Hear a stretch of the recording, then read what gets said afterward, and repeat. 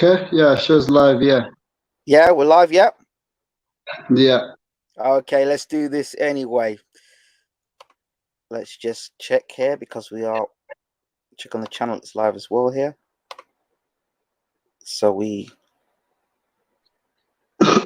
right, perfect.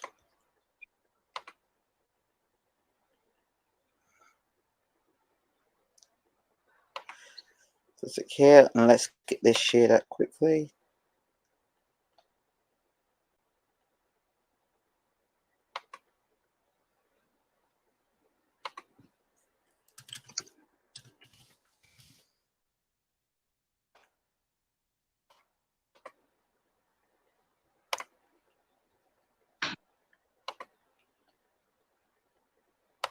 Okay, let's do this. Good morning, good afternoon, good evening, and welcome to BW Sports. We have with us a very special guest, one from the boxing world, one from the professional boxing world, light heavyweight champion, ISAAC Chilemba. ISAAC, how are we doing? I'm doing great, thank you. So How where you we doing, man? I'm good. Where are we speaking to you from at the moment? I'm in South Africa, Johannesburg.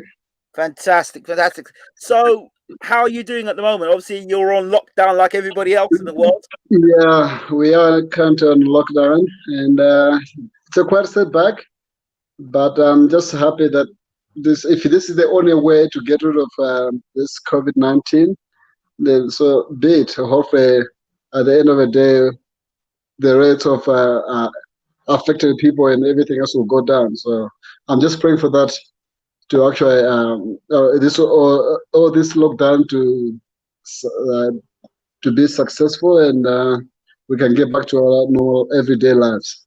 Fantastic. So for people who don't know who you are or just new to getting to know who you are, let people know who you are, a little bit about who you are and what you've done in your career so far. I've been boxing professionally for about 14 years now. 10 professional in 2005, and been fighting pro since then, and won a couple of titles in between. I think up to date I've got about eight belts. But only one biggest one, which is a world title at super middleweight in 2010. So talk to me about your volumes. Your volume's gone slightly, ISAAC. Yeah, someone was calling me. Let me. Okay, we're back. Superstar, that's what it is. It's okay. Happens all the time. Beauty of being live. So talk to us a little bit about what was your inspiration? What got you into boxing in the first place, champ? You say? What got you into boxing in the first place? Growing up when I was just a kid back in Malawi, I always loved boxing. Let me not say boxing in general, but I loved the combat sport. I grew up watching kung fu movies and fighting movies in general, and I was always interested in that. I remember when I was about 10, I tried out some taekwondo and karate, and only when I was about 13, that's when I found out there was boxing in Malawi. And Wow. I knew from that day on, when I was standing outside the window looking through the hall and see all these kids training inside, right away I knew that was for me. I walked in and asked how I could start and where to go by, and that was it. So when you first went in the gym to start boxing, did you ever think that you would do the things that you've achieved in your career? To be quite honest, no. I didn't know boxing can take me this far. I didn't know there was actual life in boxing, because in Malawi, I didn't know anyone big in boxing or anyone who actually made it to be something else in this world out of boxing. And for me, that moment it was just to know the art of fighting, just to learn how to box. That was the idea all behind it. And when my coach at that time told me I was good enough to try to step in the ring and fight as an amateur, I was very skeptical of myself. I was like, are you sure? And the biggest part of me was fear. I was scared. I was like, I'm Yeah. gonna have a kid in front of me hitting me in the face, and yes, it happened just like that. I went in my first fight, and this kid walked towards me, threw a couple punches. I didn't even know what I don't even think I threw any punch. I was bleeding everywhere, and the referee stopped. I think it was like less than 20 seconds into the fight. He stopped, and that was it. And after that, that's when I said, no, this is definitely for me, not for me. I cannot be a fighter. All I know is I just want to know how to fight. I just want to know the art behind it. Wow. So, I mean, from that standpoint, what made you continue boxing then? I mean, clearly, if you're getting beaten up like that, exactly, And it's not your the walking coach for, is it? came back to me saying how good I was and how he thinks I can go further with the sport. And I say, okay, you know what? I'll keep on training. I'll keep on trying and see if I can do it. And 3 months after my first fight, I got back into the ring, and there I go. Those wins after that. Wow. So then, from amateur to pro, what made you make the decision from amateur pro? What was it? Um, After my mother passed away uh, in 2007, my sister at that time was in South Africa. She came here to South Africa because my mother was half South African, half Malawian, and Ah, there's the she connection. has some family members. She has some families here. So my sister, my older sister, was already in South Africa, married at that time. So during my mother's illness, she brought her to South Africa, take her to the doctors and stuff like that for a few months. And when she get back to Malawi, that's when everything just went other way, and she passed. She passed on. Then after that, I was given an option by my sister. Said, "Listen, you in school. You haven't been in school for more than a year now because my mother couldn't afford to pay school fees for me. Um, so she said, "You can. I can. My husband and I will pay your school fees." I was supposed to start Form 1 at that time. He said, we can continue paying your school fees, and I was doing my own business, selling stuff on the side of the street. So you can continue doing what you're doing. We'll pay rent, we'll do everything, and you'll live and see where your life will take you. Or you can come to South Africa. We'll see about how we're gonna do it. We're not in a good position ourselves financially, but you can come to South Africa, and maybe you can have a little bit of work and go back to school and see where life will take us from there. Then I said, definitely, I'll come to South Africa. And 2 months after buying my mother, that's when I came to South Africa. And there was a guy I knew from Malawi who was doing his amateur boxing here in South Africa. And I had his numbers. I called him up, said, listen, I'm in a country and I would love to come to your gym and see if I can train there and see where this boxing thing gonna take me. And he said, yeah, let's meet up. We met up and go to the gym. And after one session of training, he told me how amazing I was and how big I can get in this boxing. And I told my sister, listen, don't worry about the school idea. Don't worry about it. I will just go into boxing because even here in South Africa, where boxing is bigger than Malawi, everybody thinks I'm good. So I think I'm good enough to do this thing. So I'll continue training here and see where, at the end of the day, where boxing will take me. And I was 17 then. And then from there on, I looked up a professional gym. That's when I went to Nick Duran Boxing Gym. And that was it. That was the beginning of my professional career. So I know you were between super middleweight and light heavyweight. Was that something that was a physical thing, or was it a strategic thing, being between super middleweight and light heavyweight? When I was a kid, I was quite chubby. I was a big boy. Uh, Fat was, not muscular. In my amateur career, my first fight, I fought at 57 kgs. Okay, I was 13 then. I fought at 57 kgs. that's Three right. months later, when That's right. Featherweight, isn't it? no, that's featherweight. Featherweight, yes. Yeah, that's featherweight. I was right. But Yeah. after I lost my first fight and I had 3 months in a gym training before my second fight, in my second fight, I was fighting at 71 kgs. That's how quick I grew in about 3 months, from 57 to 71. And from there on, my last fight in Malawi as an amateur, I fought at 84 kgs. I was a cruiserweight, and I was 16. I just went boom, just fat. My cheeks were like this large, and my tummy was that big. And when I came here, my first professional fight was at cruiserweight. It's the fufu, right? It's the You fufu. say? I say it's the fufu. It's Yeah, the African food. I always struggled to get food to begin with. It was hard to just to make get means to live on. Yeah. And it was hard to begin with. So I don't know how, or why my body just went.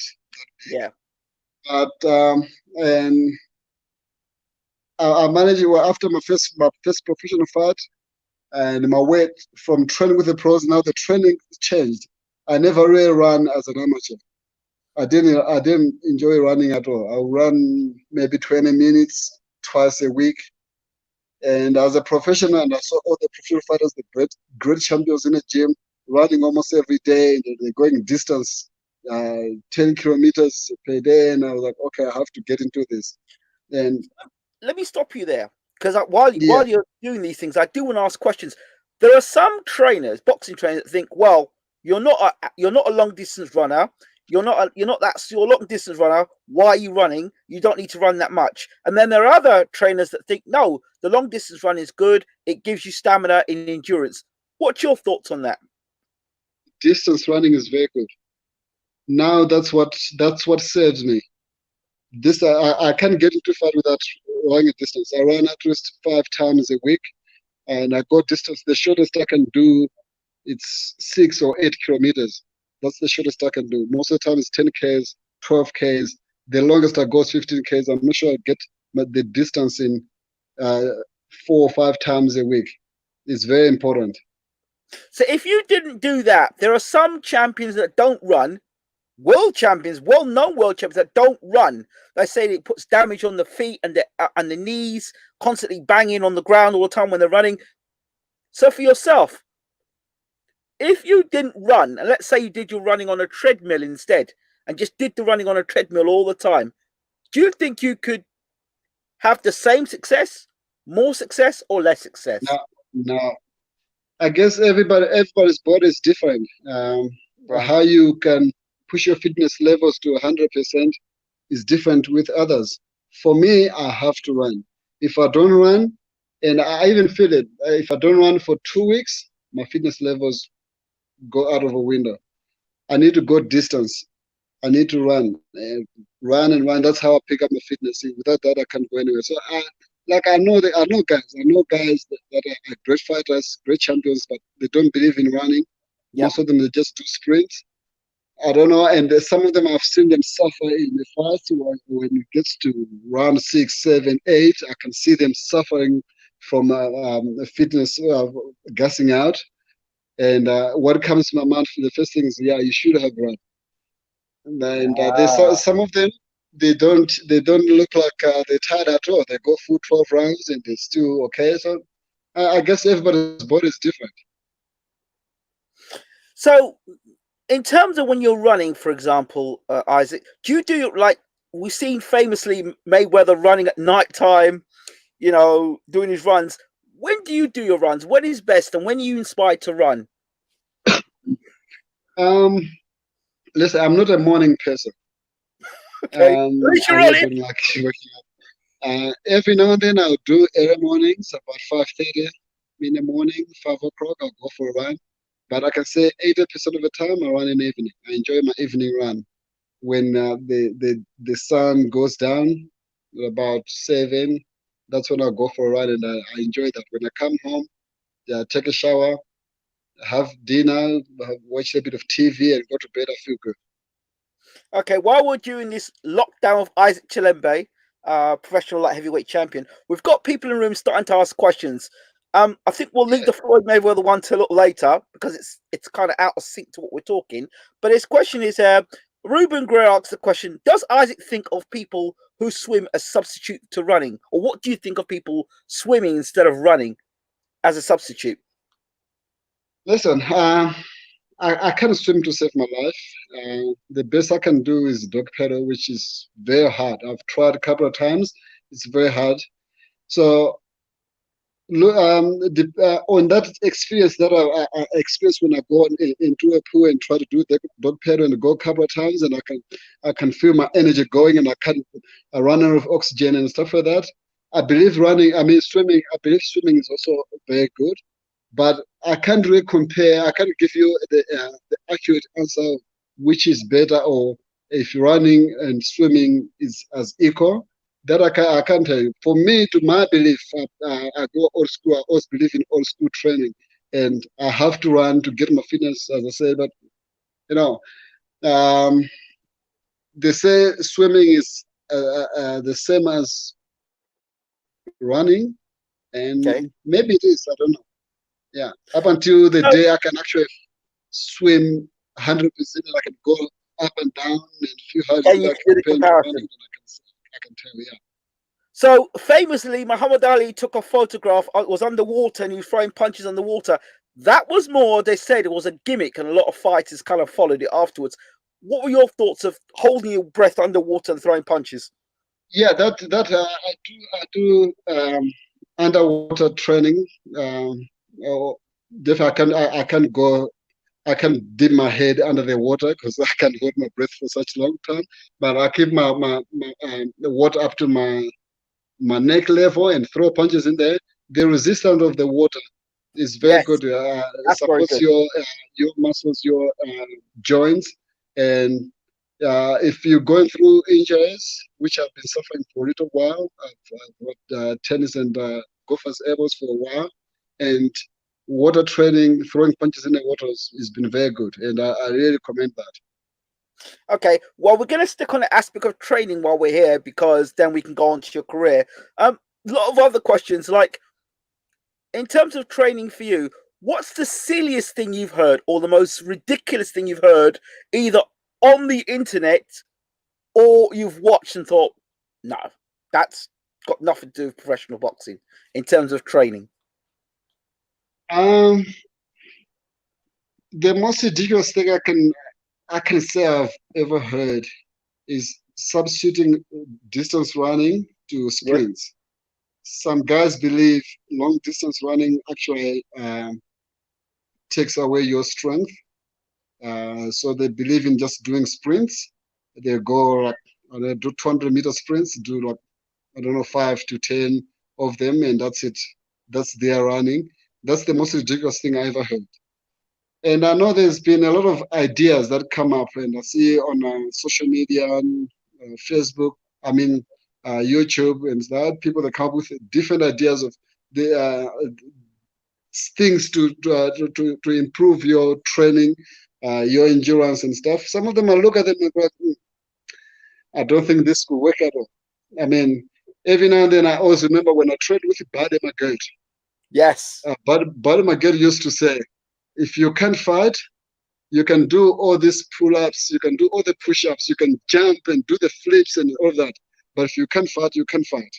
That's it. You Period. have to know how to fight. That's right. Learn to fight Yeah. first, and then do everything else afterwards. Yeah. So when I look at all these fancy stuff, yes, they look cool, and you see the human body, people pushing their human capabilities to that extent, doing all this stuff. I'm like, yeah, that's great, but I don't think I can really help you in a fight, in a boxing fight. No, it Maybe in can't. other combat fighting, maybe, but in boxing, cannot really help. I don't know if you've ever seen there's a couple of YouTube videos where there's people who actually allow people to beat them up. There's one where the guy is going around, trainers going punching fighters on the chin Punching to test somebody their in the chin. head. Yeah. What are your thoughts on this? Listen, every every punch, every force that goes to your especially the head, the Yes. most important part to take care of as a fighter. Yes. Every punch, every force, every shake that you get, every hit you get to your head, that's damage, little damage to your brain. The more your head shake, the more your brain moves, it Uh-huh. hits the corners of your skull. Uh-huh. That's when brain damage comes from. Okay. Most people, they think fighters get brain damage from fighting. No, most of it happens in actual gym. Because some guys, I've seen some guys that go, they become reckless with everything else when they're sparring because they've got a headgear and they're wearing 16-ounce gloves or 18-ounce gloves. They think because they can't get cut or swollen eye or something like that, they think it's okay to take shots. They stand there and take big shots, and they forget that the more they take shots, the force is the same. Whether you're wearing 16-ounce or you're wearing 10-ounce glove, the force to your head is the same, whether you feel it or not. But the shake of the brain is the same, and that little by little it tells your brain. That's why most of the guys, um, after retirement, they get what we call punch drunk. Yes. Some even they start losing it while they're fighting. Yes. There's Yeah, some so guys I that don't go. I make sure I make sure I'm safe than unnecessary punches. taking what we call stupid shots. Yes. And in the gym, I make sure I'm safe, staying away from punches, because I know boxing is my career, but it's a short career. Yes. Yeah, especially now that I'm getting older, I'm almost there. I'm close to retirement than the beginning. And after that, I want to have life. I want to know to still remember who I am. I still want to do things as any normal human being. I don't want to end my career and end up in a wheelchair or not remembering what I did 2 minutes Of course. ago. Of course. Yeah, That's sensible. Very sensible talk. A lot of people fighters, they're for the moment they can take a good shot.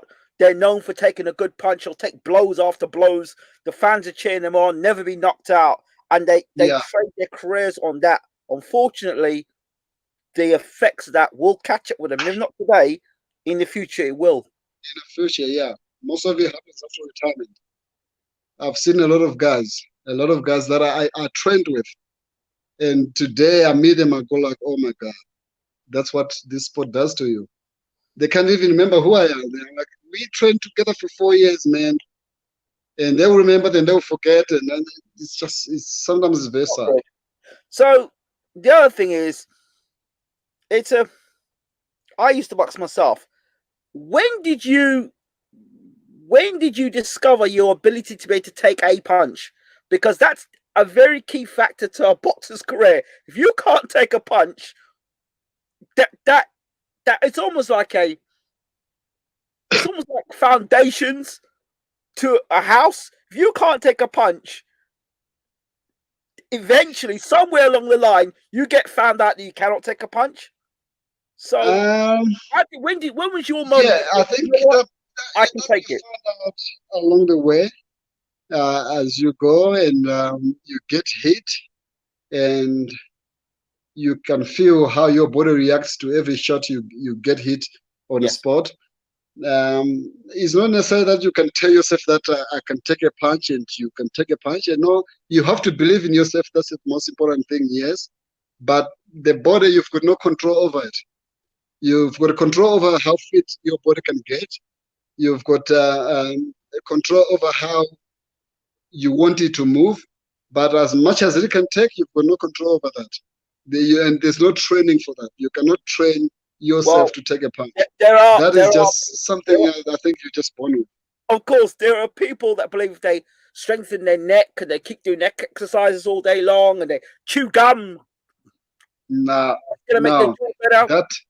that the neck exercise is very good to strengthen up your neck Stop the head because moving back all the time. some guys have got heavy hands and if they hit and every time your head goes back, Yeah. you can actually do damage to your spine. Yes. At the back of your head. So you need a strong neck to take it. Yes. But if you get hit on a good target, which is the jaw or the temple, there's nothing you can do that. I mean, you can do about that. So it just depends how your body is like, how blessed you were. I don't know, by God, give you Yeah. that ability to take it up.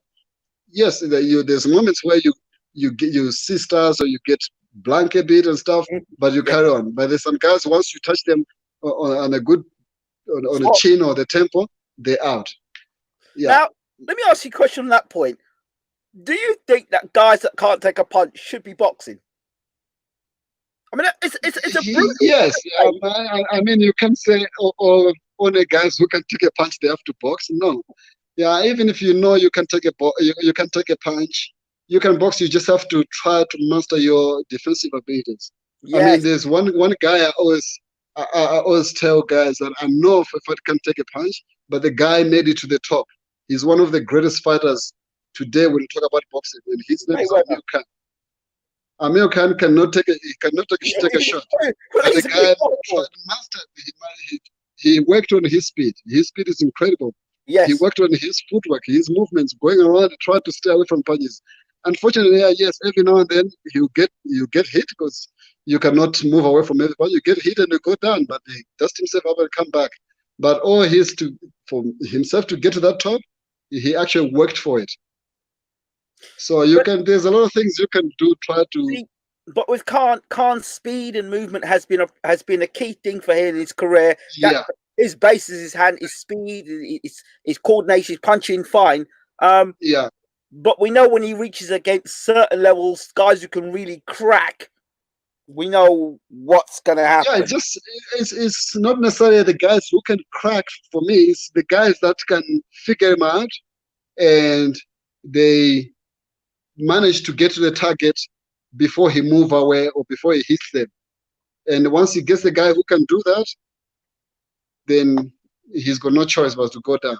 But then when you look at someone like Vladimir Klitschko, for example, Vladimir Klitschko was a guy that didn't take punches very well. But then he went with Emmanuel Stewart, worked on his defense. It was very hard to actually cleanly catch him. And he had that long reign as well, heavyweight champion. So, I mean, look at that. Yeah, you always have to be safe. Even if you know you can take shots all night, you have to protect yourself. As I said, there's afterwards damage that happens to your life if you take so much punches in your career. Yes. One more question on training. Ruben asked the question: in your career have you gone outside the sport of boxing to get yourself fit? I.e., like Lomachenko, who uses dancing to improve coordination. Have you done that yourself, or have you just stuck with just basic boxing drills? No, not necessarily. Like anything else that it's not boxing, but I use it as a part of boxing just to get my fitness in and the coordination and stuff like that. That I've tried as I said, swimming. I've tried swimming, and I try other stuff like yoga. I've tried a couple times, and sometimes I'll go down with my homeboys, play soccer. I suck at it, but I would try just to improve my field. But that's the only thing. But I've never done it to the level where people can see me doing it. It's just in the hood where I just play with the guys. A little bit of fun and that's it. But it's not something that's it. I've never done something else other than that. Great. Let's get back to your career now. Sorry about that, but you were talking training, and there are people in here that it's great to hear from a professional fighter that's been there and done it. I love that because it tells me tried and tested, as opposed to somebody over Twitter or on YouTube who's never got in the ring and fought before. You can give us that experience, which is key, and I love that. So let's talk about your professional career. The first time I saw you was when you fought Tony Bellew. That was the big fight for us when we saw you. But you became WBO champion before that, was it? Yes, I was IPO world champion before that. Yes. And some other small world and international titles, WBC International and WBO. Yes. And let's talk about that. The IBO title. Now, there are a lot of people that dismiss the IBO title, but I, for one, have been very I've always defended the IBO because I remember when the IBO first came out, I believe they gave it to guys like Roy Jones, Lennox Lewis. I'm not sure. I think George Foreman got a version, got one as well. They were all champions that were well-recognized champions. So the IBO wasn't a joke belt. It was a belt that people saw as, it was recognized by recognizable champions. They got that belt, and it was next to the Ring Magazine belt. So when you fought for your IBO title, What did that mean to you at the time? And did you take that into consideration when you were fighting for it? That was the biggest moment in my career. Winning a world title, it meant a lot. To me, it's a world title. I cannot cast it away. It's a world title. I won a world title. I know it's not as large as other sanctioned bodies when you put it in the rankings, but I know IBO has been there for a while. As you said, it's been there for a time. A lot of great fighters have fought for it. Yes. So to me, big to be in that class, it meant a lot to me. Till today, it means a lot to me.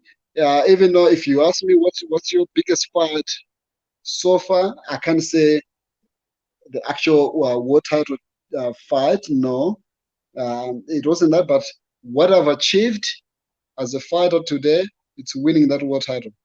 What did I that mean can for turn you? around that I was once a world champion. What did that like? Going to fight for the world title, to fighting for the world title, to having that belt in your hand. What did that feel like for you? I can't even explain it. I never thought in my wildest dream I could reach that level. Like I said, when I fought in Malawi, I didn't know that boxing can get me anywhere. Even when I came to South Africa, I didn't even think about it. When I got on the bus, come to South Africa, the idea was to come here, go back to school, and try to see what I can do work-wise as I grow older. But the main goal was to come back to school. My sister and her husband were like, "We'll send you to school when you come to South Africa and see what you." I didn't come here to for the career reasons. Only a few months after I've arrived in South Africa and I've gone to the gym and see what everybody's talking about and see when I point out the guys that been there, they were even in the Olympics as an amateur. They went to Olympics and they fought in all African games and Commonwealth games and all of that. And I look at it and those guys come to me and said, "You're a good fighter. You're going to be a good fighter. You just have to keep working on this." That's the only time that I realized I could be something else. So Wow. winning a world title to me, it was something that it's not like I was born saying I want to be a world champion. I'm going to be a world champion. It was something that I never thought I could be. Like everybody else, where I'm from, my family or people that I know, they make it that fine and drop, and they never really be something that people could talk about it in the world. Wow. Yeah. So the effect of being IBO champion, what did that mean after you had the belt, like in your hometown, in your country? What did that mean? It was great. I'm the first world champion boxer ever in Malawi. So it meant a lot for the country. For the president himself to call me to go have a meeting with him over there was a great feeling, and I believe it meant Wow. a lot to the country itself. Not many people get to do that. Yeah, not many. Yeah, I was blessed. I'm blessed, I can say. Fantastic. And in terms of maybe young people that may have followed your journey to where you are, did you ever have that moment where you could look back and say, I did it? Like, people followed you in that journey and to the point where you became champion, and people who believed in you then along the journey, you've turned around and gone, yeah, I did. You said I was going to do it and I did it. Did you ever have a moment like that? Yeah, there's been moments like that. But now, as I've seen the other side of the world, and I've seen how actually boxing, yeah, I mean, how big you can actually get in boxing. Most of it is it's regrets. Every now and then I think about it, like, I should have done this. I should have done this. I should. I wasn't going to be in this position today. I wasn't going to. Yeah. So yes, I can turn around and say yes, I did it. I was once a world champion, and I won a couple international titles, and I've managed to travel the world. I fought in the States.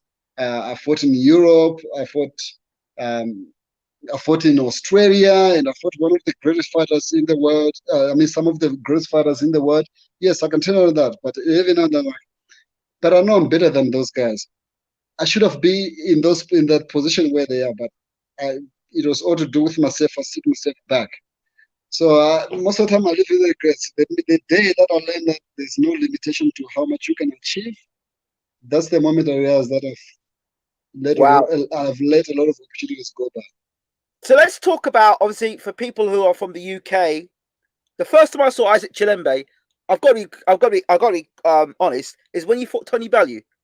So what Yeah, the thing is with UK fans is if they don't know your name, regardless if you can fight or not, until you actually fight, and until you throw punches, and until you start giving one of our fighters a problem, nobody wants no. He's a bum. Oh, who's he? Chilemba. It's just a knockover job. Then you stand up. You not only take a punch, you're throwing punches. Well, hold on a second. This is not what I tune in on Saturday night to watch.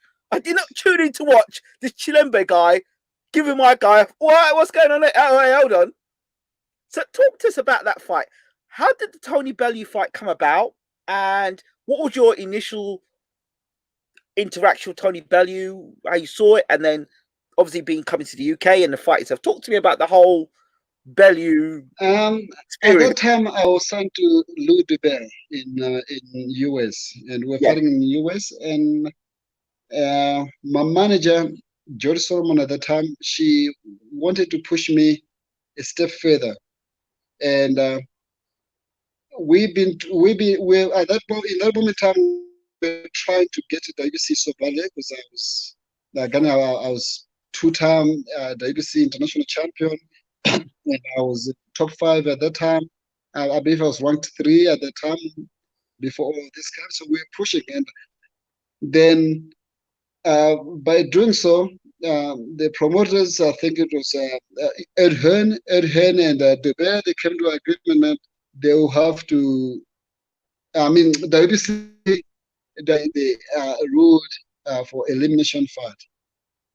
They were eliminated fight Adonis Stevenson. Yeah, I So remember that. it was actually meant to be because at the time I was ranked one and Bellew was two or vice versa. I can't remember exactly if I was Yes. two or he was one, or I was one or he was two. But one of us was one and one was two, and they ruled um, elimination fight. And now it was a time for the promoters to fight of where the fight should take place. And fortunately enough, Ed Hearn managed to win that bet for the fight to happen in the UK. So you end up going to the UK. Was that the first time you'd been to the UK? Yes, that was my first time being in the UK. Yes, And what was the whole experience like getting on the plane, heading over to the it was UK? quite an experience.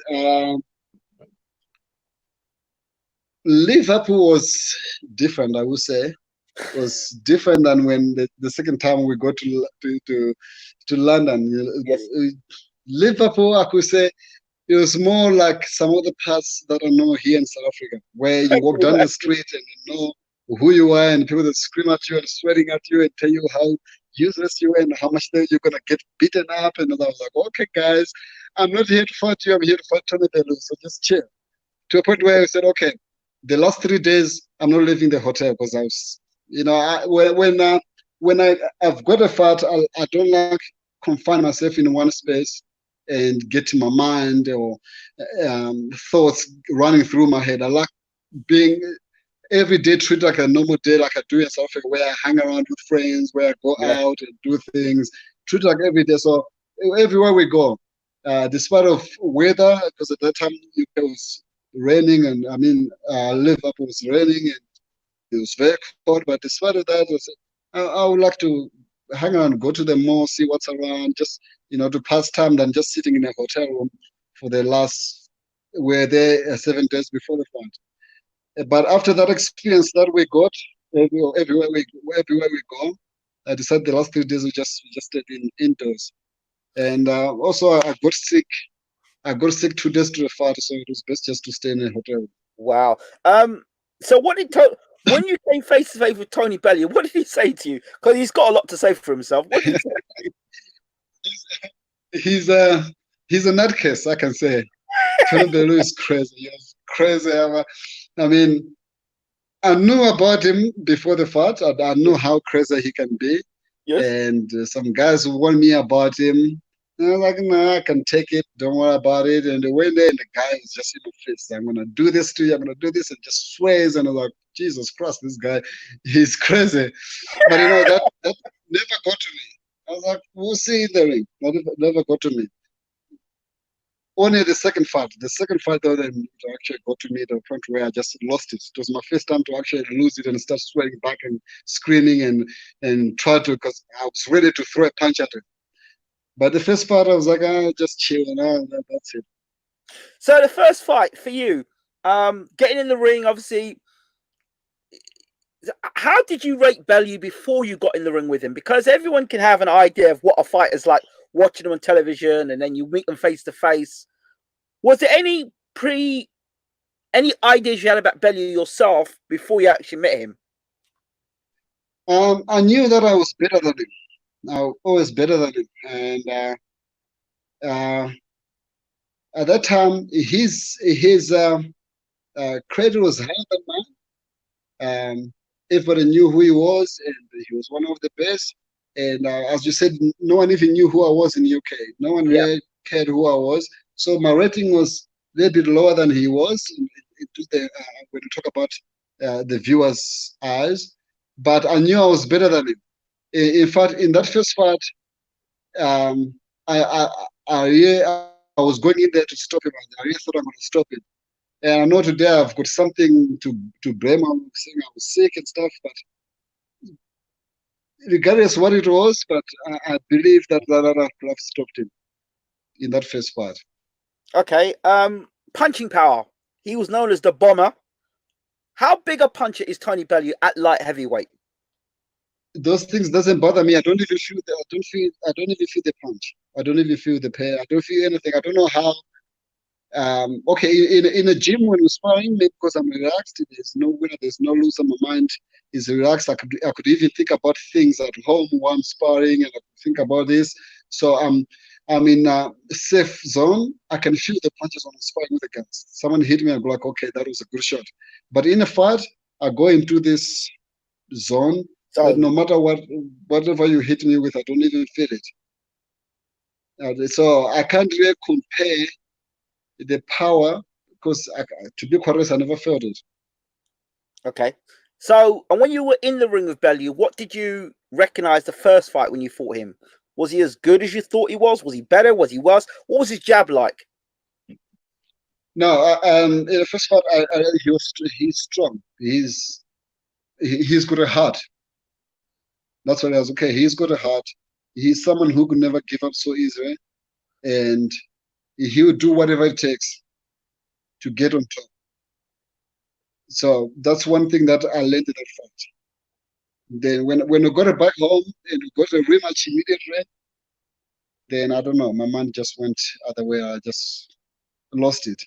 So obviously the fight was a close fight. There are some people in the UK actually thought that you beat Chilembe. Ruben Guerrero here says that he felt that you won the first fight. So it was I still feel like I won the fight till today. What do you think it was that made the fight so close, in your opinion? And what do you think? One of it is home ground advantage. Yes. That's the first thing. Second thing is it was under his promotion company. Yes. So all eyes were on him. Whatever he does, if he land one shot and I land three, people still see him winning. That's one of the things. So whatever the case was, then I think it was one of the lessons I had to learn in life, I guess. So then the fight ends. You two obviously have something to say. Well, what do you say to one another? Because at the end of the fight, you've kind of had respect for one another. You've gone 12 rounds. What does Bellew say to him? What do you say to Bellew? There was so much hurt in. I mean, there's so much hurt in Tony's head, in his head towards me. There was nothing. I mean, I remember, if I'm correct, after the fight, he came to me. He was the one who walked first to me and shook my hand, and I said, "Good fight. That was a good fight. Congratulations." And I don't remember if he responded, and we held each other and took pictures, and that was it. We never spoke to each other after that. The only time we spoke again was in a second fight at the press conference. Oh, so you go back to your place He goes back to his place. Immediate rematch is called. Obviously, that's probably got more press than the first fight, more attention, because now they recognize, hey, this Chilemba guy can fight. Yeah. And really, you had a tough fight the first fight. So the second fight is going to be even more explosive because, as they sell it, the second fight is usually better than the first fight. So here's the second fight. Now, this is a key thing. And I always want to know about a fighter. When a fighter says, we're going back to the drawing board. Did you go back to the drawing board? And what did that drawing board look like? Drawing board is when you can sit down and analyze. First, you work on things that you were good at in that fight. Things that you're good at. You work at it to try to improve on that, and try to bend them there and there, so that you don't look the same as you were. If let's say in a fight, if the best shot that you caught him with was a left hook, every time he made a move, you catch your opponent with a left hook, and you know, okay, he can see that left hook. So when you go back to the drawing board, you try to adjust that left hook. You still want to catch him with that hook, but not in the same way, because you know they're going to work on it not to get hit with that hook again. Okay. So as they're working on not getting hit by that hook, you're working on other ways of trying to still hit him with that same hook, but in a different way. Try to do things before that or things after that to confuse him up. So that was the first thing. That's the first thing. The second thing, that you work on your weaknesses. What was things that you were lacking on? Your defenses, or what punches, what you were failing to hit him with. Your team, people outside can see shots, can see combinations, but you, having your opponent in front of you, can't see. So you have your trainer, people outside scream, 1-2, 1-2, hit him with 1-2, but you can't see the possibilities of hitting him with 1-2. Because in your head you think every time you throw 1-2, you leave yourself open, to get counted. or you're not gonna actually hit him with that 1-2. So you go back to the drawing board where you sit and say, your trainer will say, I was calling for this combination and you were not doing it, and you have to discuss with them, say, I didn't see the opportunity of that combination whatsoever. That's why I didn't do it at all. So you start saying, you watch, if you've got videos, you watch the video and see, okay, then it can make sense to you now to be like as a third party watching yourself on a screen. You can say, okay, yes, they were right. That 1-2 could have worked. Yes. Even though when the guy was in front of me, I didn't see the opportunity. I could have worked. I should have done that. So you try to improve on those things. So, okay. So you've got all that game plan. You've got the game plan. You've got game plan A, B, C, D, E, F, G, as they say, the trainer. You're back. You come to London. You and Bellew are face to face again. Yeah. What happens this time round? I came there ready as usual, mentally fit, physical fit, ready to fight. Then there comes the day of the weigh-in, a day before the fight, and he just starts talking, and I don't know what happened to me. Never happened to me in my professional career ever. He just hit, and that's what exactly where he wanted me to get to.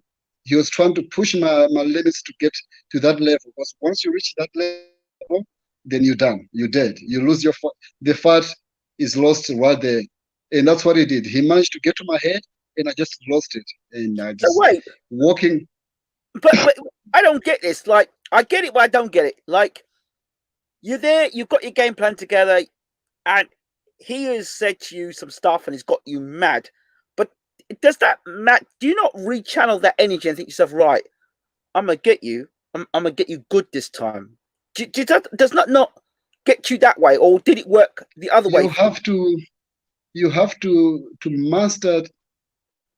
I don't know. There are a few guys who have mastered that, where they can take their anger and put them to good use. Mm-hmm.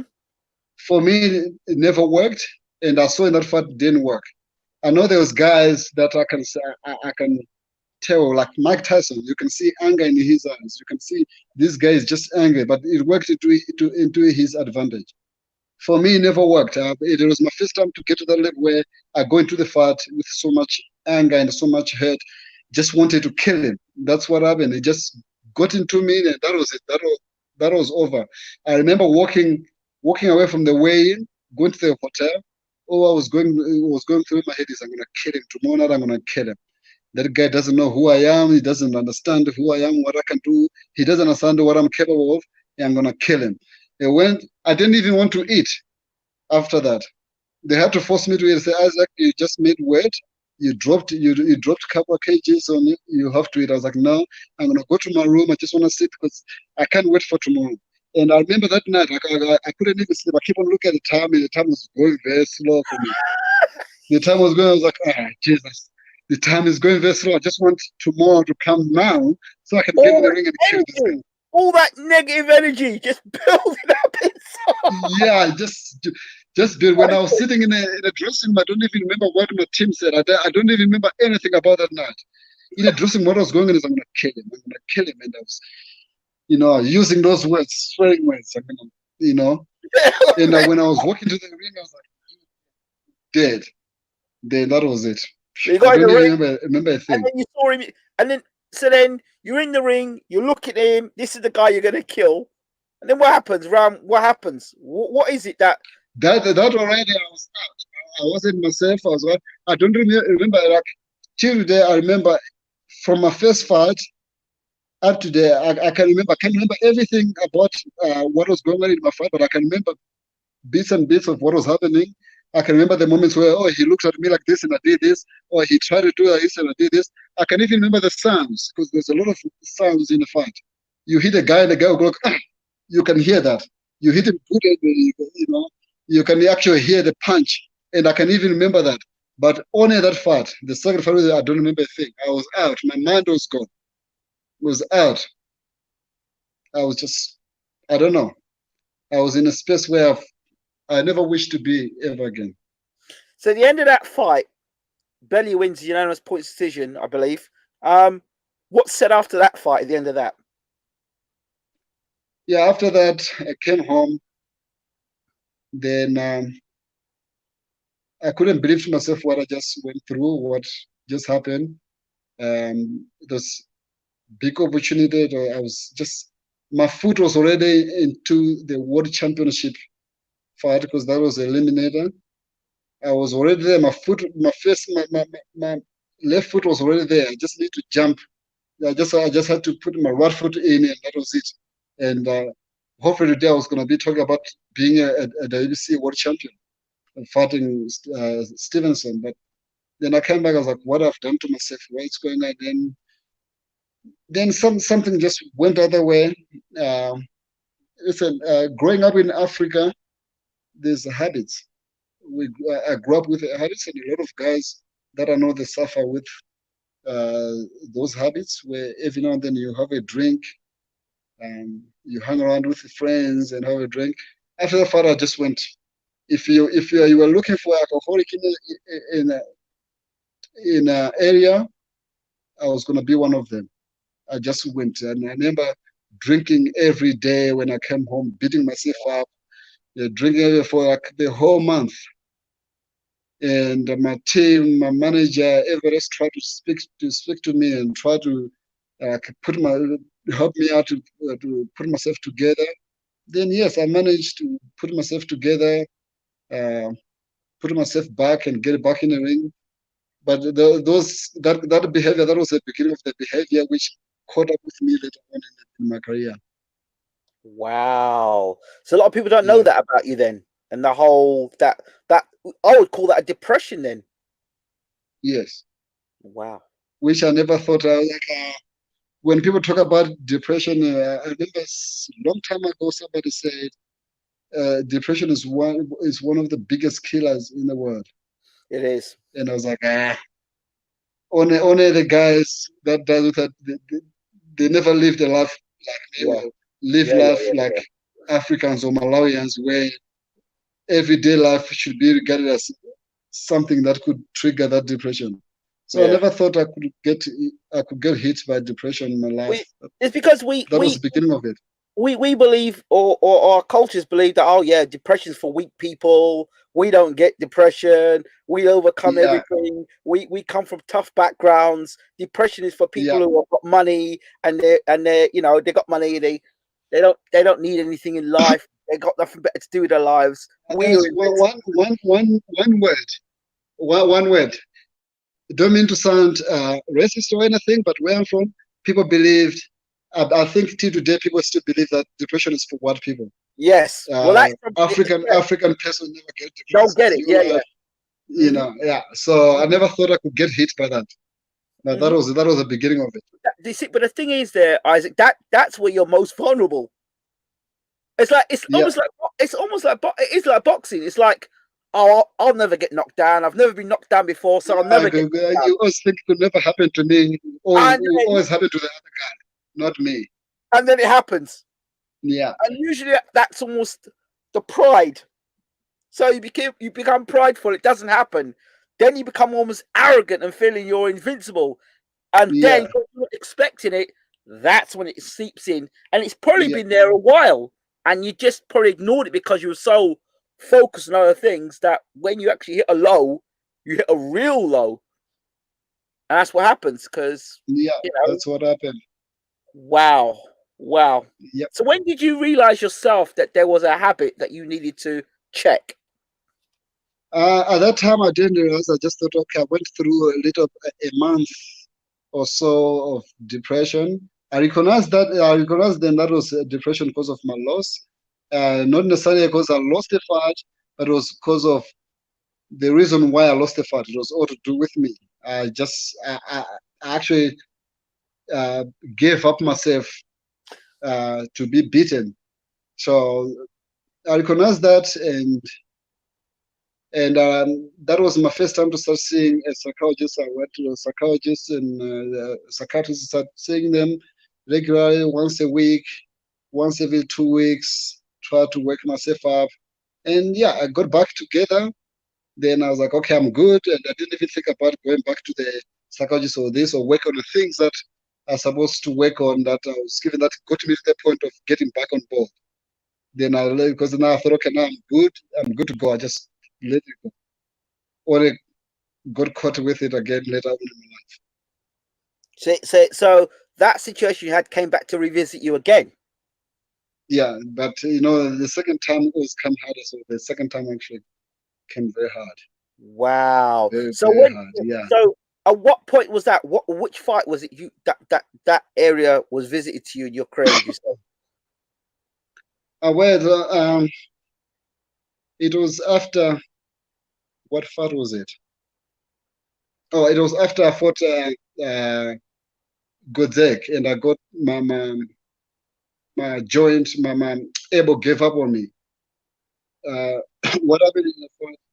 In a second round, I threw the right hand, I missed, and I felt the pop in my elbow. But Right. it was a pain I've not felt. I felt a lot. I've felt a lot of pain in my career, especially when I get hit. When I get hit, let's say to the body, I feel the pain in Yeah. sparring, in fights. I felt, but that pain went to my whole body was shocked. I felt my toes. I felt there's tingling in my toes from the pain, and it was a shock to my brain. I didn't even know what it was. Then from there on, I just went because mostly I like to set up my opponents. First round, second round to see what they've got, and I start picking up as we go because Yeah, I yeah, yeah, figure them yeah. out. So in the second round, I was in the process of picking him up. I was like, okay, I got him now. I got him. I know I got him. Then I threw that rod, missed. Then I felt the pop, and that everything was just it was a shock to my system. I was like, what was that? And from there, I couldn't throw my right hand. I couldn't recognize what it was. I didn't. And when I tried to force it, tried to throw it, but I just couldn't throw it. I tried to stand there and try, but now my whole my mind concentrated on my elbow than the Hey, fight. I yeah. didn't even care whether he hits me or not. My mind was on my back. I didn't care about him. Like I could have hurt his face and push him away, so I can think about my elbow. That was what was happening. In round 8, I remember in round 7, I actually opened up to my I don't know if it was round 7, but it was few rounds before actually I decided to retire. I told him corner. When it happened, I didn't tell corner. I didn't tell Roy or Jody that there was something wrong with my elbow. No, I went on because I thought it was something that I'll recover as I go. Then as round goes by, just getting worse and worse. Then I think it was round 6 when I told him, I said, my elbow is something wrong with my elbow. And Jody, who worked with me for a very long time, she knew that I've got elbow problems, which have been, I had that elbow problem for a long time, that I've been going for physio, and I even tried, I can't remember the name of it, where they draw blood out of you and spin it and inject it back into you. Yes. Yeah, something like that. Yeah, I tried it a couple of times, tried to heal, because my tendon was giving up. Yes. So she also ended up. I had pains every now and then when I'm fighting, especially when I'm sparring. I can feel the pain where I have to drop my hand and bounce a bit, but it always recovers. But in the fight, I didn't realize. I didn't know why I couldn't recover, and why the pain was so that extreme than I ever felt. And when I opened up to my corner, tell them something with my elbow, Jody was the first one to respond. Like, "You'll be fine. Just keep on going. Throw punches. Forget about your elbow." Because she knew that I always complain about my elbow. But after eighth round, I said, "No, I cannot actually go on. I'm gonna get hurt if I keep on going up. We still got 4 rounds to go, and if I carry on like this, I'm gonna get hurt. Let's just call it a day. I need to go home and try to figure out what's going on with my elbow." Only that later on, when they took me to the ER, that's when I found out that my actual joint was out of its position. It was facing, my arm was facing the other way, and the tendon was gone, and the ball joint was out of its position. Yeah. So how's your elbow now then? And yeah, so after that, I spent uh, about a month in New York. Went through surgery. That was December 2016. Mm-hmm. Went for surgery, and the doctor told me it was going to take about 3 years for me to fight again. He told me to stay away from boxing. If I want to box, just use my legs and the other arm, but don't throw the right hand at all for the whole year. Then after a year, I can start trying, like, do maybe 2 push-ups to see how it is. And I was like, okay. Then I thought my career was over, and that's when the depression hit me. I left New York in January, end of January, come back to South Africa. Then I came home, and that was it. The bottle was my best friend. I couldn't go to sleep without a bottle. I was like, my career is over. Don't know what else to do. And in that time, what was killing me most is I lost the fight to the kid. Till today, I still call him a kid. I just regard him as a kid. I lost a fight to a kid. I couldn't believe that I lost a fight to the kid. That's what was going on in my head. Despite my hand giving up, I was like, why would my hand give up and make me, or let me lose such good fight or big fight to such a kid? And I just couldn't believe it. My depression just went. And I called every guy that I knew can drink, that I haven't even spoke to in years. I spoke to them to try to keep me. I called him, try to keep me entertained by drinking with him. And it was one bar after another. I'll come home, and for me to sleep, it was a bottle. Without a bottle, I can't sleep. I couldn't sleep. Yeah, that was it. Up until I ended up in rehab. Because after that, after months of drinking, I didn't realize that drinking also uh, depress you more. And at that time, my girlfriend and I, we were having also a hard time. And the problems began even before the fight. And when I come back, just progressed. And with my behavior at that time, drinking, I was just she told me, you're not Isaac that I knew. You completely different person. I cannot be with you and stuff like that. And that just pushed my What? depression to a high level. What level? Yeah. Then I thought of just ending my life. Wow. Try a couple of things just to hang myself and stuff. Fortunately enough, in my drunken state, I managed to call my manager. I made to call Jody, and she came over and found the ropes and everything. I mean, the chain. I had the chain that I was trying to hang myself, and put me together and call the guys to pick me up. And straight I was there to rehab. He took me to rehab. Yeah, so I was Wow. in rehab for about 2 months and came out and trying to get myself together while I'm recovering from my elbow. At that time, my career was over. I was out of boxing. I mean, I told myself I cannot box again because in my head, there's no way I could stay out of boxing for 2 years. At 30 years old, I think I was 29, 30, stay out of boxing for 2 years, and after 2 years, get back to boxing. Then when I come out and be home, I mean, stay at home, try to put myself together, and then I got a call from Jordan as well saying, uh, Mark Rams in Canada is asking for sparring. Can you think your arm is okay to go sparring? That lined up. That was like the big light in my. I was like, yes. I didn't care how my arm was. I was like, I'm gonna use one hand. I'll go because I just want to have that feeling of getting back in the ring. I know it was only 6 months after surgery. Only 6 months where the doctor said I shouldn't even hold the key with my right hand for a year. Wow. I shouldn't even do anything. Even when I'm drinking tea or anything, I have to use. He told me, use your left hand. Don't use your right hand. Leave this right hand weightless for the whole year. But now, 6 months into it, I got a call. I was like, yes, I'm going to go. Jordan was like, are you sure? I was like, yeah. Even if I have to spar with one hand, I'll go. Then I went to spar with Jean Pascal. And I was okay. Every now and then I feel, I mean, the pain was there. I was scared. Now it was all to do with fear in my head to throw the right hand. And I started holding it up here. I didn't want to throw it every now and then. I would throw it just pretending. But then after that, I saw I was okay. When I came back, I was like, okay, I'm back. I'm back. I'm gonna do this. Then I went to Australia for sparring again. Then before the end of a year, before 12 months into recovery, I was back in the ring fighting with Caparero.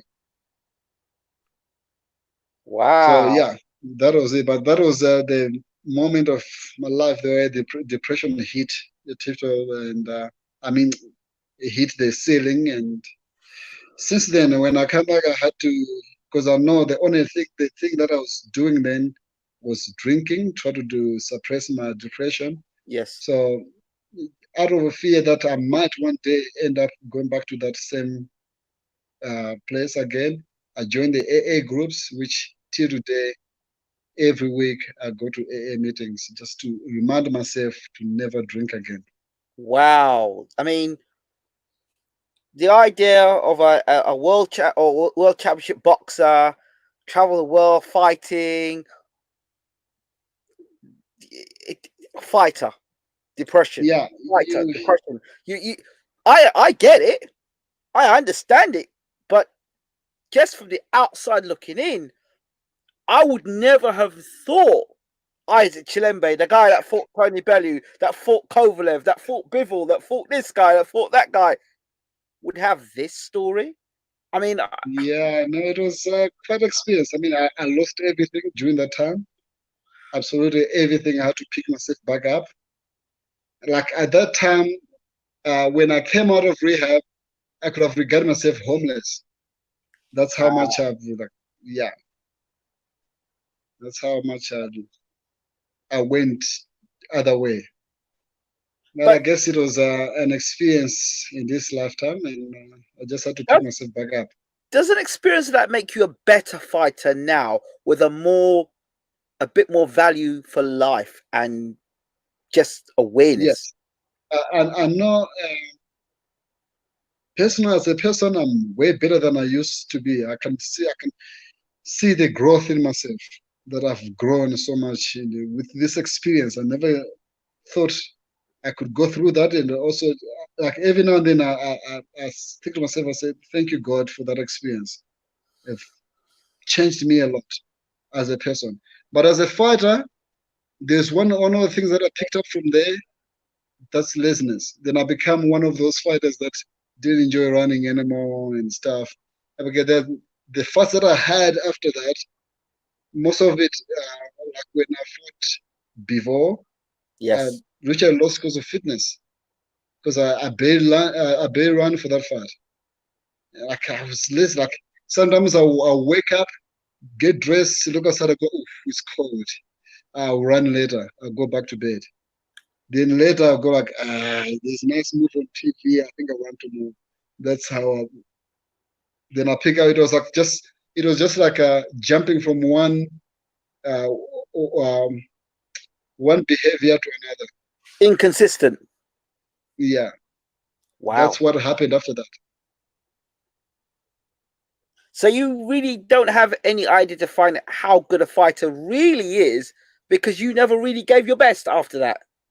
Yeah, then after that, then now I'm in the process of putting myself together, uh, trying to make running my thing again, training my thing again. Like I used to enjoy running. I used to enjoy going to the gym, and like I used to be the first of the gym and the last to leave the gym. Now I get a call. Isaac, where are you training? Starts 10 minutes ago. I'm like, I'm on my way. I'm on my way. I'll be there. That's how late I can get. Then while during the training, I'll be looking at the time. We've got a clock on the wall. I'll be looking at the time. Like, it's not, what round are we in? Oh, no, we're in the last round. Oh, okay. Then I'll go like, thank God I have to go. Wow. Like, yeah. So now I'm in the process of picking myself up from there again. Let me tell you something. In the interviews, the 1001 interviews, there's a common theme with champions, undisputed champions, unified champions, fighters at your age. There's another window of opportunity they can get, and they take it, and they become a champion again. You tell you something. That's what. The, We look at guys like Ben Johnson. Look at Jean Pascal. Jean Pascal was getting beaten up by Kovalev the other day. He's world champion again. Yeah, you're right. It's like the door is opening there. I'm looking at you, I'm thinking, if this guy can put one and one together, he's not going to get two, he's going to get three because you've got the experience now as a champion or as a former champion. You've got life experience now, appreciation, and that and a different type of hunger now that you've been to the top, you've been to the bottom, you know the balance between the bottom and the top. Makes you a more dangerous guy now than you were back then because you've got experience and you've actually gone for a fight and seen the other side outside of the ring. Yeah, you know, you're right. It's got now. It's just the battle is just putting myself together and get back to that. And as you said, with all the experience and stuff, fortunately enough, I still got few years in me to do this thing. It's not like I'm looking at it. I'm realizing this at 40. No, at 32 years old, okay, I'll be 33 soon. But at that age, I still got, as a light heavyweight, I still got, a few years, good 3 or 4 years to do this thing. So yeah. Oh yeah, you have. You, me, in terms of fighters to watch, you're one of those guys I'll be watching more so now because of where you've been, because of your journey. Thank you. And Isaac, you've got it literally in your hands to become a world champion again. You really have. Yeah, you're right. Thank you. Yeah. It's just sometimes in life we have to go for these journeys and show. If you had any doubt about you being a champion outside of the ring and your worth outside the ring, this has been your fight to understand and come through that. And it also gives you a better perspective of who you have around you as friends. Because when everything's going well and you're champ and you got the money and I know Isaac's been on TV and Isaac's been around you, and you have a false sense of security because you think these are my boys. You're drinking with them, you're chilling with them. These are your boys until you hit rock bottom. And then when you hit rock bottom, all them same boys, they're not there. They're free. It goes the other way. Yeah, you're right. And then the way you're vibrating and the people you're attracting are the people that are at that level, and they have no ambition to leave that level. But you have been, no disrespect to them, but you've been at another level. You've vibrated at a higher level. It's just that your spirit has been low. So therefore, you're attracting now what's around you. You're attracting, yeah. Yeah, you're So right. think this for 1 second. If your vibrations were that low to attract what you attracted then, imagine if you get your vibrations that high, what you can achieve. Good. Yeah, that's I what I mean, always think about it every day. I Yeah, look at funny you and enough, someone told me the same a few days ago. I'm looking at a world champion. I'm looking and thinking this guy's going to be a world champion. I'm looking and seeing it. As long as this guy can take it, can keep into lock into his mind where he's been, and then where you want to be. You can close your eyes and you can see that green belt. If you can close your eyes and see that red and gold belt, if you can close your eyes and see yourself holding that belt, having that belt on your couch, having that belt on your wall, if you can see that, Isaac, then Yeah, for me, it's only a matter of time. You see this lockdown you've got here now. It's a great opportunity. As I was saying to people the other day, it's like a cocoon. It's an yeah, opportunity for us to become that beautiful butterfly. So when this yeah. You're lockdown is right. over, you have the opportunity to go Then out. now we're gonna have to, yeah, we're gonna have to set free. Yeah, Exactly. you're right. You're right. So the question now I ask you, and did this commentary the other night on my channel, and I spoke about fighters. This is a great opportunity for fighters to sit down and look at their whole career and think, okay, this is where I was when I started. This is where I am now. What am I going to do to become a better fighter? How do you think post lockdown, what can Isaac Chilembe offer the boxing world? Sorry, not the boxing world, the boxing gods.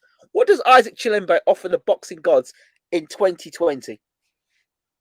Right now, with the only thing I am working on now, especially this lock during this lockdown, Yes, is finding me that courage when I set up a goal, and I'm talking about a small goal, like wake up and go for a run. yes, When I set up those goals, I have to actually achieve them. And slowly but surely, for the last, I don't know, it's been 14 days now, yes, 12 days since we've been locked down. I've managed. I mean, fortunate enough, I've got a space here indoors where I don't have to go out in the street. I know it's running on the same sport. It's one of the things that I hate, running on the same sport, running around. Like I can't run on a football ground. I can't do that because I hate running on the same sport. I want to go a distance. But yes. fortunately enough, we got that space where I live, and I actually getting up and go for a run, and running in a space or in a position where I don't enjoy doing it. I like going a distance, and I'm doing that. And I know it hasn't been long. I've been doing like 30 minutes of run, but it's good enough for me that I'm actually trying to achieve the goals than what I used to be for the last couple of years, where I would set a goal, I write down things, because one of the things that I learned is I learned is to write down your Goal. everyday routine. Yes, I write down tomorrow I do this and this and do this. I'll wake up, I'll look at it. At the end of the day, when I get back home, I'll look at my program. Will be maybe one or two things that I've actually achieved, and the rest I haven't.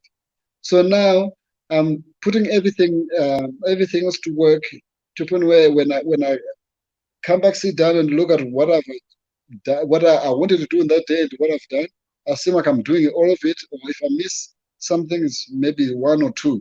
But I'm actually achieving that and getting myself, motivating myself to actually train indoors. I've got a space outside where I've got a bag. I'm hitting the bag. I'm doing some exercises and pushing myself. And the only thing now that I'm thinking is after all of this, when we set free and we can go back to the gym and we can go back to I want to continue with that, where I don't have to set a reminder, say go for a run, or I don't have to be told by someone said, Isaac, you have to run. No, I just have to wake up and say, I'm going for a run. And if I say, okay, tonight I'm gonna do, I don't know, 100 push-ups before bed, I'll do them. And that's what I'm working on now. And I think the lockdown was good for that. I'm actually getting, the because I blessing. always blame on time as well. Yes, Because to keep time going, I work as a personal trainer as well. I train people at the gym, at Roy Jones Jr. and Jerusalem Gym. Yes. and I would train guys. So sometimes I could get busy. The whole day I don't get enough time like to sit down and do things to myself for myself. So I always blame on that. I come home and say, yeah, I didn't do this because I was working and lazy. But now I've got nothing to blame on. I've got no reason not to run. I've got no reason, and on top of that, I've got space to run. It's not like for other guys that I know that they don't even have anywhere to walk. It's just in their own space. So fortunately enough, I've got that space and I can do anything. So if I can't do what I want to do now, then I might as well just forget about boxing. Okay, one final. There's so much more I'm going to ask you, but we really are running out of time, and I've kept you a little longer than I thought I would. But it's such a fascinating story about yourself. One thing when you get a moment, check out a video called Tony Robbins Unleash Your Power. It's a great video. It's about 6 hours long. It was life changing for me. I was in a similar situation not too long ago, and it was very helpful in terms of taking myself from a very dark place to a place now where I'm very positive in my mindset and I'm seeing the benefits around. So when you get a chance, check it out. It's on YouTube. It's 6 hours long, but it's like a work study, so you can do it and you can daily. I'll definitely take a look at it. So take a look. Do that. Isaac, in terms, because I will definitely bring you back on the show and we could talk about other things. The story today. Thank you so much for sharing that story today. Because thank you for the show. I really enjoyed it. Give me a lot of light during this lockdown. Yes. So we'll go make it more regular. Now, Isaac, how do people reach out to Isaac Chilemba? If they want to talk to you, find out a bit more about you, inspired by your story, how do they reach out to you? You can find me on social media, Isaac Chilemba. Facebook. I'm on Facebook. I'm on Twitter, Instagram. They can find me on all those social media sites. Fantastic. The next time I come back and talk to you, I'd like to talk to you about things like Roy Jones Jr., the like heavyweight division, and other things as well. But perfect. This time, at least people have got to know a little bit more about you, who you are, people who didn't know about Isaac Chilemba, they certainly know about you now, champ. Thank you very much. Thanks, man. I'm looking forward for the next time. Absolutely. Isaac Chilemba, once again, thank you so much for being on BWTN Sports. Thanks, man. You too, man. Have a good evening. Take care, champ. All the best. Cheers, man. God bless you.